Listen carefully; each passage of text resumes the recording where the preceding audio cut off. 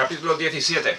Micaía o Micaías. Sí, no, Micaía y el levita. Hay que decir, estamos en la última sección del libro de Jueces.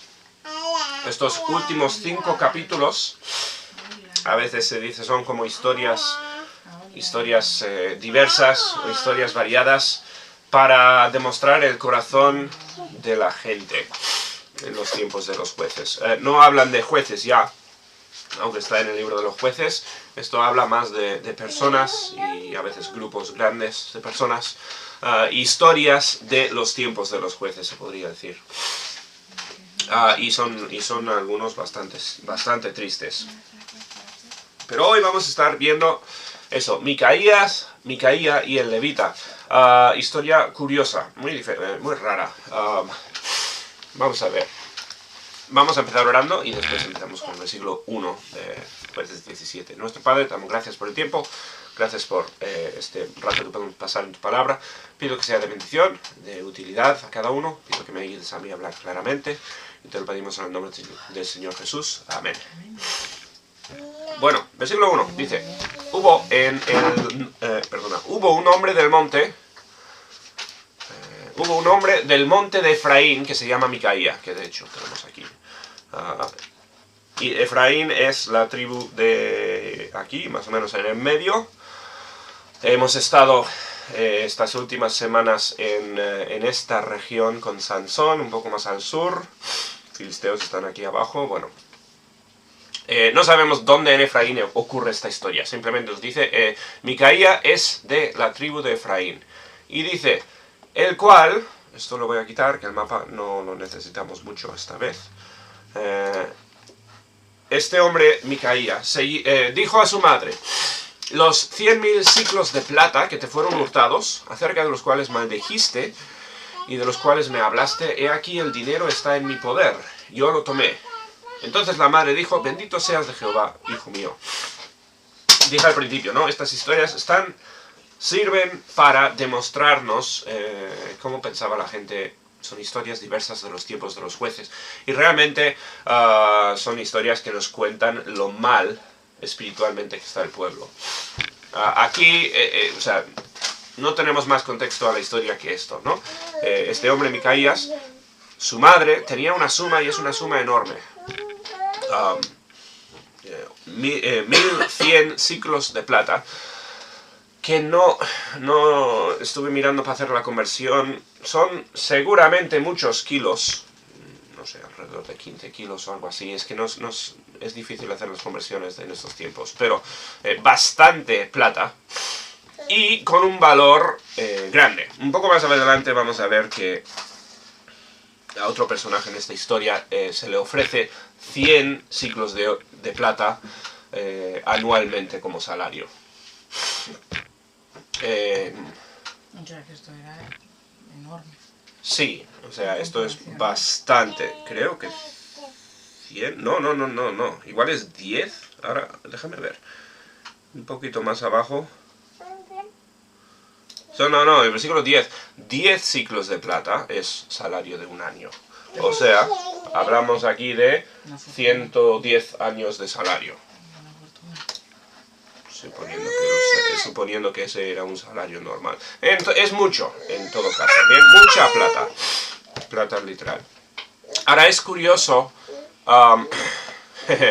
la historia anterior, en el capítulo 16, curiosamente, se le dice a Dalila, la mujer que le traicionó a Sansón, encontró su secreto y todo esto, bien, le dicen 5 príncipes filisteos que le darían a ella 1.100 piezas de plata cada uno. Exactamente esta misma cantidad de plata en el capítulo anterior. Algunos han escrito, han pensado que quizás Micaía es hijo de Dalila. Lo cual la mayoría no piensa en esto. Parece que esto ocurrió en diferentes momentos de la historia, pero es muy curioso que aparecen esos dos números exactos tan cerca el uno del otro. Yo creo que también esto no creo que esté ocurriendo a la misma vez, y no creo que sea la misma persona, pero algunos han escrito que sí. Es una cosa curiosa, ¿bien? No tendría que ser necesariamente hijo de Sansón, podría ser hija de Dalila aparte de esto. Pero en todo caso, es una mujer en Efraín que tenía 1100 ciclos de plata y las perdió o se las robaron. Otra vez, esto es muchísimo dinero, una pérdida grande. Y su hijo... Esto todo ocurre antes de los eventos de aquí, de la historia, ¿no? El hijo dije, yo he escuchado cuando tú maldijiste al dinero perdido, o maldijiste al que había robado ese dinero, y al parecer, por miedo a la maldición, bien, que sabemos que no era algo eso bíblico, no se maldecía, o los judíos no podían maldecir algo, uno no funcionaba, o sea, no es eso algo real. Pero dos, no era algo propio, algo correcto para los judíos. Pero por miedo de esta maldición, quiere devolverlo, se lo devuelve a su madre. Muy curioso, historia muy rara. Mucho aquí que, pues, detalles que no nos dice la Biblia. Simplemente tenemos esto, ¿no? Dice, yo los tomé, y la madre le dijo, bendito seas de Jehová, hijo mío. También una respuesta inesperada. Le dices o sea, te enteras de que tu hijo te ha robado de esta cantidad, y ella responde de esta forma. Supongo que contenta porque lo recibió de nuevo, cuando esperaba nunca ver ese dinero de nuevo. Me imagino, ¿bien? Pero esto simplemente nos cuenta un poquito, o sea, está mal la madre, está mal el hijo, no están haciendo las cosas correctamente, son judíos, por lo que entendemos, son de Efraín, pero están viviendo mal. ¿Bien? Bueno, dice el versículo 3, y él devolvió los 1100 ciclos de plata a su madre, y su madre dijo, en verdad he dedicado el dinero a Jehová por mi hijo, para hacer, y mira lo que dice, una imagen de talla y una de fundición. Ahora pues, yo te lo devuelvo. O sea, si era rara al principio de la historia, se convierte más rara. O sea, ella dijo, para darle gracias a Dios. Niñas muy revolucionadas hoy, lo siento. Venga, vete con mamá, Leire. A ver, venga, jump. Salta. Jump. Vamos. A ver, jump. Muy bien. Si era rara la historia al principio, pues ahora se hace más rara. Le va a agradecer a Dios que ha encontrado su dinero haciendo imágenes. Algo completamente prohibido. No hay, o sea, está muy claro. Dios lo prohibió en los 10 mandamientos.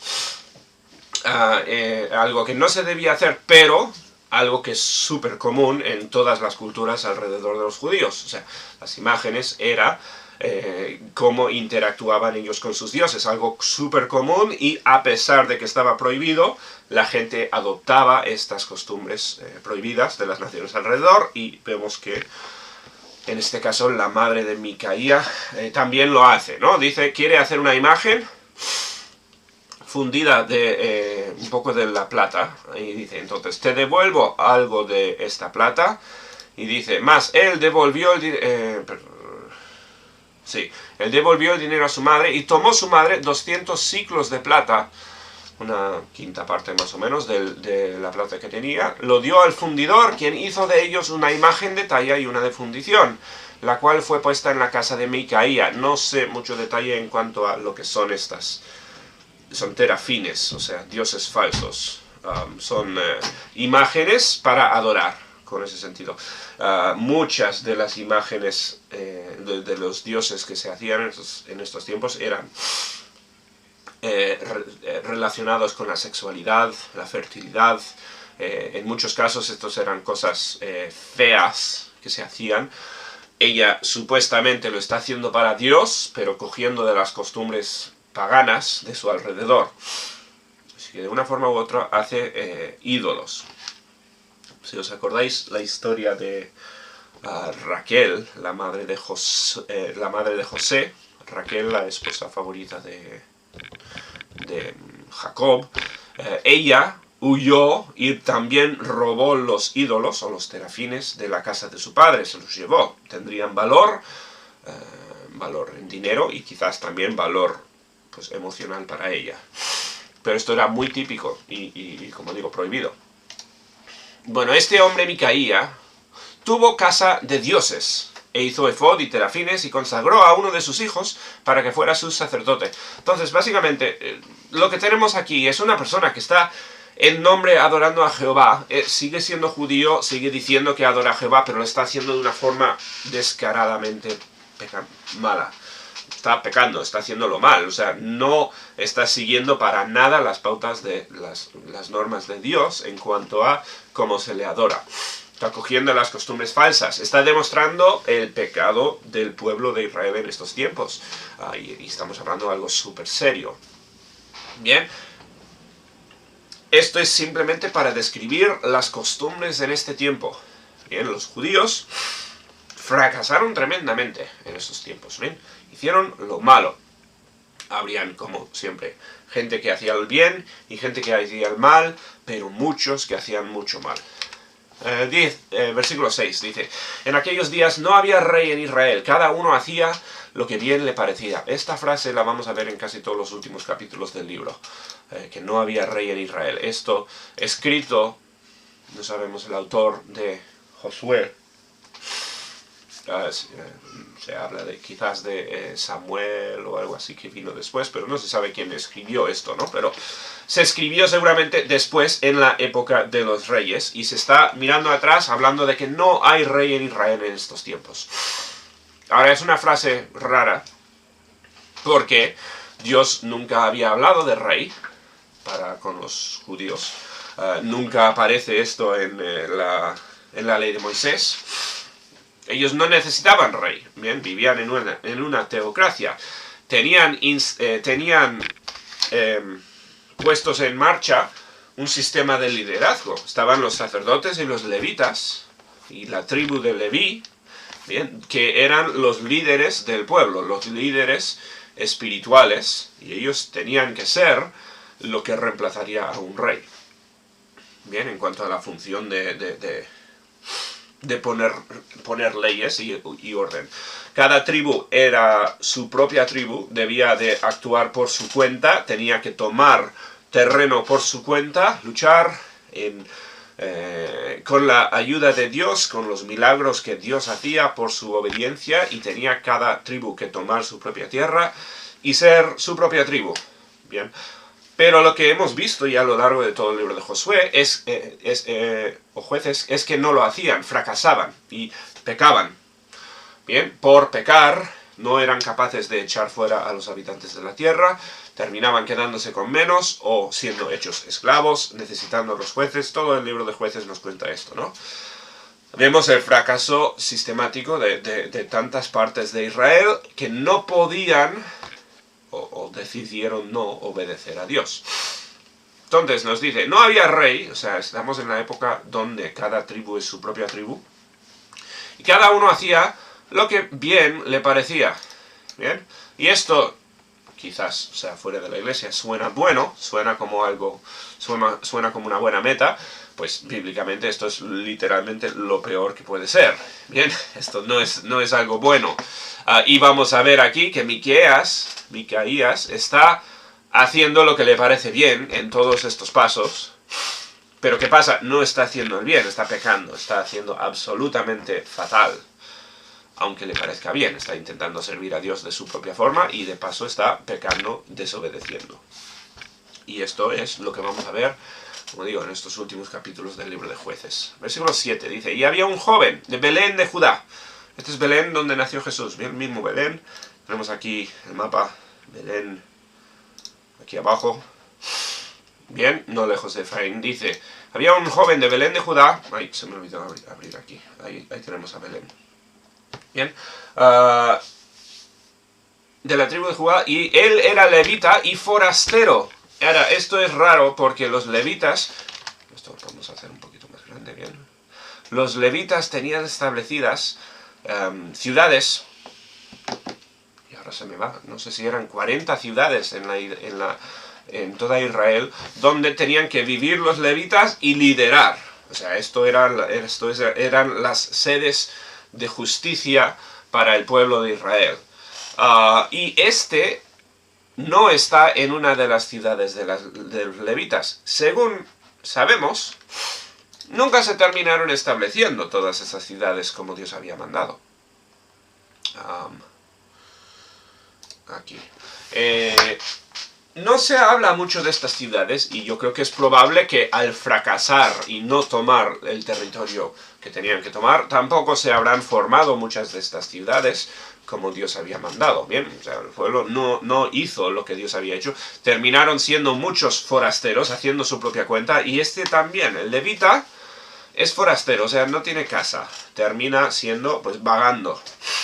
Y al parecer lo que es típico, lo que era típico en estos tiempos, seguía siendo levita, vendría de familia de levitas, vendría ya con generaciones de gente que los levitas servían a Dios, ¿no? Y tenían preparación, a veces musical, para hablar, para servir a Dios como predicadores, incluso. Ellos eran vistos como siervos de Dios, estaban entrenados para ello, y parece que esto era normal lo que ocurre aquí. Bien, era forastero, no tenía casa, nos dice el próximo versículo. Este hombre partió de la ciudad de Belén para ir a vivir donde pudiera encontrar lugar. O sea, salió buscando un lugar. ¿Y qué va a hacer un levita para vivir? O sea, no busca un trabajo normal. Dice, llegando en su camino al monte de Efraín, vino a la casa de Micaía. Bien, el que tenemos desde el principio de este capítulo.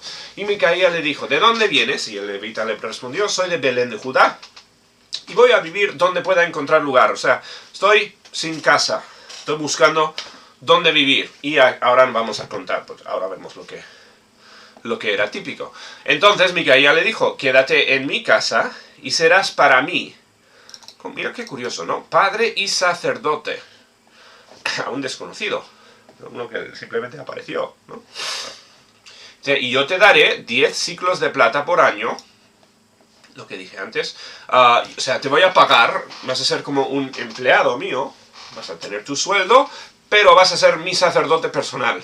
Ahora, sí, conociendo un poco de la historia humana, ¿cuánto crees tú que este sacerdote personal va a estar guiándole a su maestro hacia el bien? Si su maestro, además de su jefe, el que le da dinero, el que le da su sustento, su casa y todo lo que tiene, ¿cuánto crees que le va a liderar espiritualmente?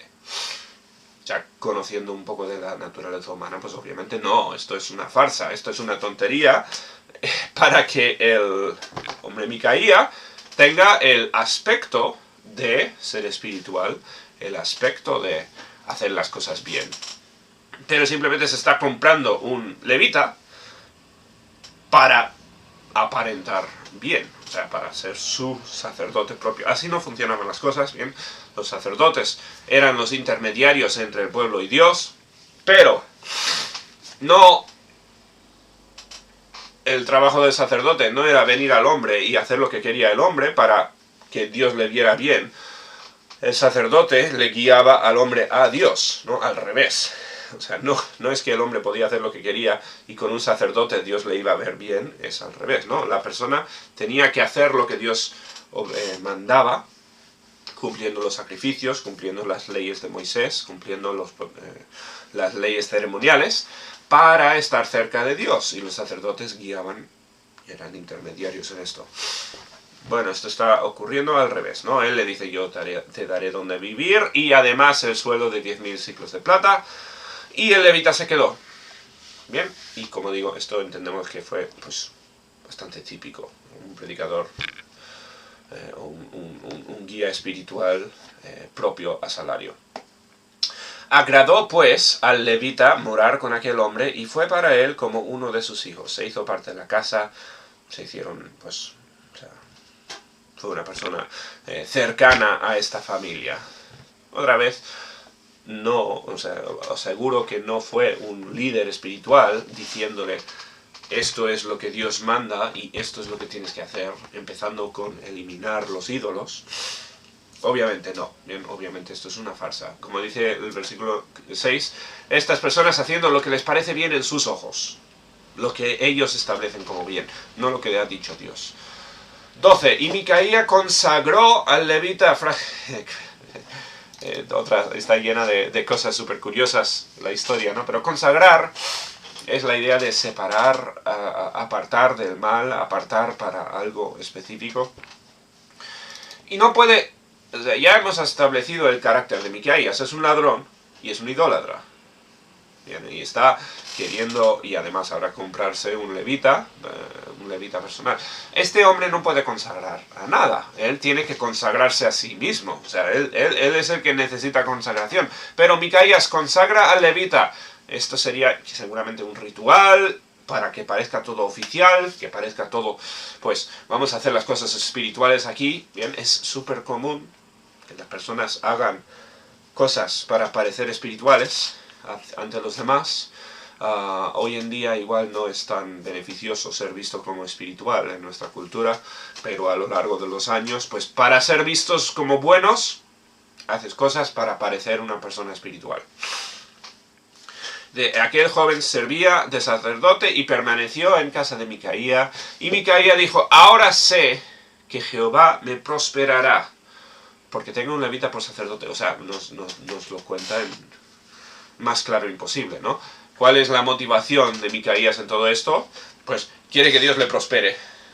¿No? Quiere que Dios le bendiga, Dios le trae una buena vida, y lo va a hacer todo a su manera, todo según lo que le parece bien a él. Él no pierde nada. De hecho, sabemos desde el principio que tiene un montón de plata, una persona extremadamente rica. Le va a pagar un sueldito de 10 ciclos de plata a este levita para estar como para tachar allí su vida espiritual y esperar que Dios le va a bendecir por ello. Bien, y esto podemos suponer que es el corazón típico de los judíos en estos tiempos. Esto podemos entender que era la forma normal de actuar. O sea, un desastre. Todos hemos leído, o me imagino muchos hemos leído, las leyes de Moisés. Sabemos lo que está bien y lo que está mal. La idolatría está mal, el robar está mal. Dedicarse a Dios, oración, consagración a Dios, sacrificios, humildad, todo eso es lo que Dios quiere, ¿no? Lo opuesto a todo lo que hay en esta historia. O sea, esta persona está yendo directamente en contra de mandamientos de Dios, pero lo está haciendo, bueno, pero está haciendo las cosas definiendo él lo que está bien y el mal, ¿no?